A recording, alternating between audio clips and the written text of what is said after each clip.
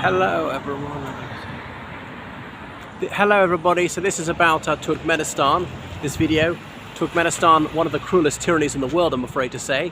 Obviously not against the Turkmen people, I do feel very sorry for them, but very much against the Turkmen government, which is savagely sadistic and very heavily oppressive. As I often say, it's like the North Korea of Central Asia, with this demented cult of the personality around the first president of Turkmenistan, who died in about 2004.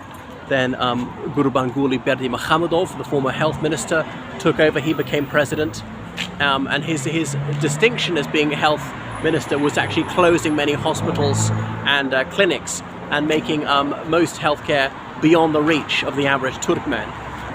Anyway, so and he also made people follow this cult of the personality for his predecessor, and the predecessor who renamed most of the months and the days of the week. It's not true he named them after himself, he did name them after various other things.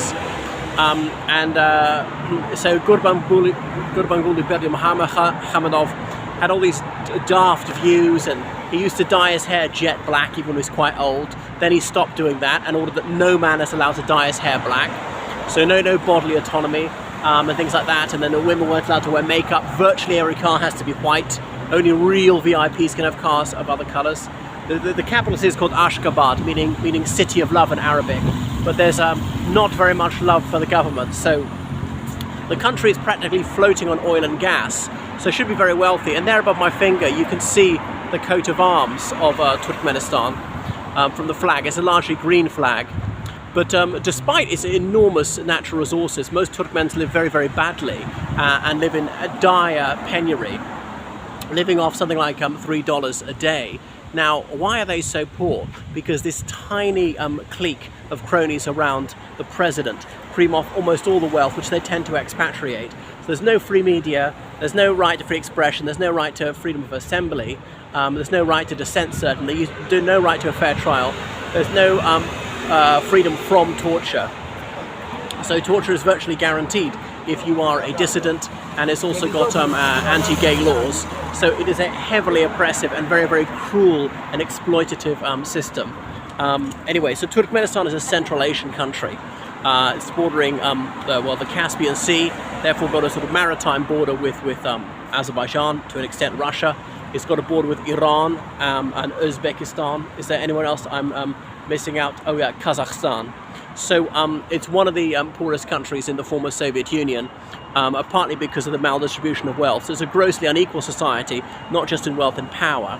And so the elections are absolutely farcical. It's just paper folding. Real opposition is terrorized. So those who are oppositionists, even if they're totally secular, they're regularly called Islamic extremists, thinking this will blunt criticism of the regime from Westerners who are very worried about Al-Qaeda and so on. And there, can you see the flag fluttering behind me? So anyway, so many Turkmens are driven by poverty to work abroad, guest workers in Russia. Of course, Putin's regime, he finds this acceptable, and he doesn't criticize the Turkmen regime, which doesn't criticize him. But since Turkmenistan broke away from the Soviet Union, it's not been, it has no allies and no foreign enemies, so it's declared neutrality, declined to join the CSTO, the Collective Security Treaty Organization. So there you can see the flag. Can you, from that angle? There you can see the flag a little bit. It's so bright you can't really see it. And that's been their policy. There's the Ruhnama, as in the spirit book, written by the founder president of the Republic of Turkmenistan, and that is the core part of their school curriculum. They even have to answer questions on it to get a driving license. Anyway, food is a real problem. Food security is a major headache for the average Turkmen. Now, there are government shops which will sell you food quite affordably. However, these very quickly run out. So you have to wait for hours, sometimes standing around the snow, to try and get sufficient comestibles.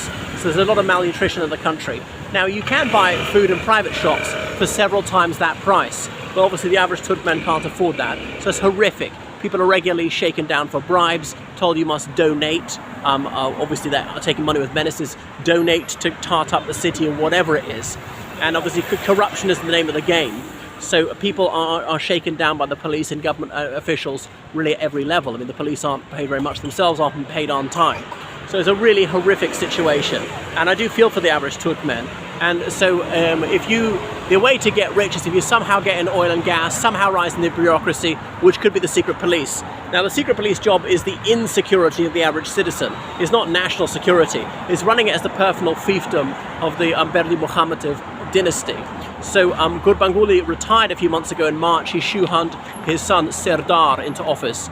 So Serdar is 40 years old, he's married, he's got several children.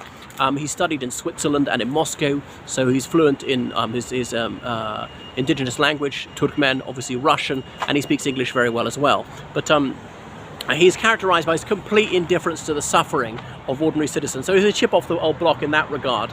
I believe a bit in physiognomy, and you can read in his face he's just quite callous, just very uncaring.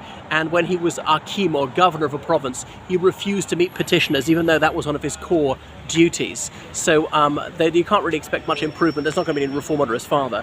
And the world was never terribly interested. It's completely lost interest because Ukraine has obviously pushed Turkmenistan way off the agenda.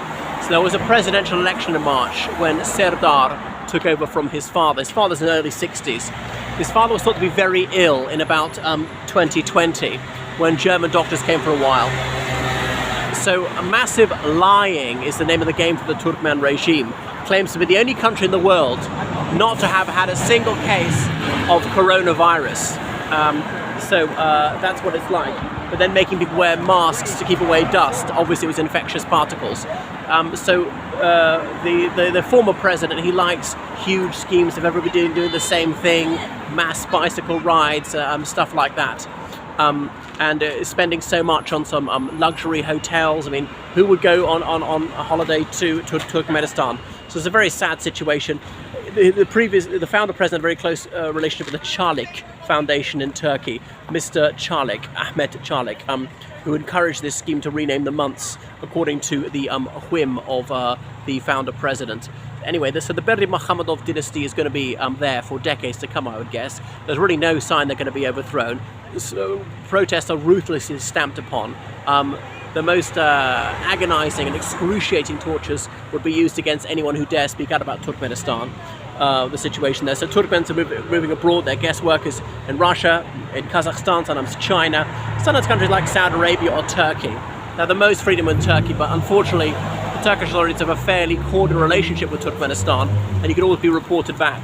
So undergraduates in Turkmenistan who even show any interest in politics, they will be spied on by the secret police if you're too enthusiastic for your religion. Remember, 99% of them are Muslims.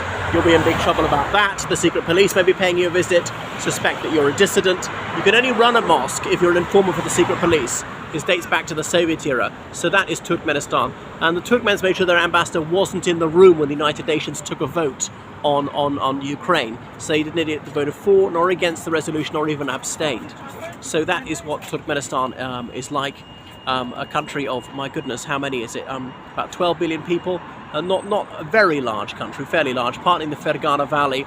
Got this disputed border with some of its neighbours there because of the exclaves and enclaves dotting the area. With Uzbekistan and Kyrgyzstan. It's all very confusing. So thank you for watching, and I really wish that human rights were respected in Turkmenistan, that they had their freedom one day. Toodaloo.